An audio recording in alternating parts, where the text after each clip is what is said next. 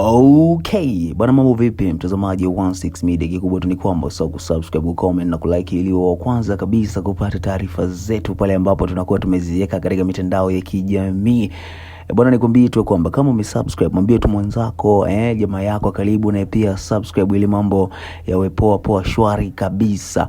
Bwana hii taarifa ambayo inamhusu kiungo mshambuliaji wa Fountain Gate Jimison Mwanuke amezitaja Simba na Singida Black Stars kuwa ndizo timu ambazo zimemongezea ubora mkubwa wa kiwango licha ya kukosa nafasi ya kucheza mara kwa mara wakati akizichezea. Mwanuke alizitumikia timu hizo kwa nyakati tofauti akisema amepata faida kubwa ya kufanya mazoezi na nyota wengi bora ambao wana uwezo mkubwa wa kucheza. Mwanuke usajili wake kufanikiwa ndani ya timu hizo, alisema anatambua umuhimu wake kwenye kikosi hicho na matarajio yake ni kuipambania Fountain Gate ifikie malengo ya kubaki ligi kuu bara tena msimu ujao. Akizungumzia ligi kwa ujumla, alisema licha ya kwamba baadhi ya wachezaji wa timu hiyo hawakuanza na mwanzo mzuri, lakini alikuwa anafuatilia na kubaini kuwa huu ni msimu mgumu ambao anatakiwa kupambana ili awe bora zaidi kiushindani.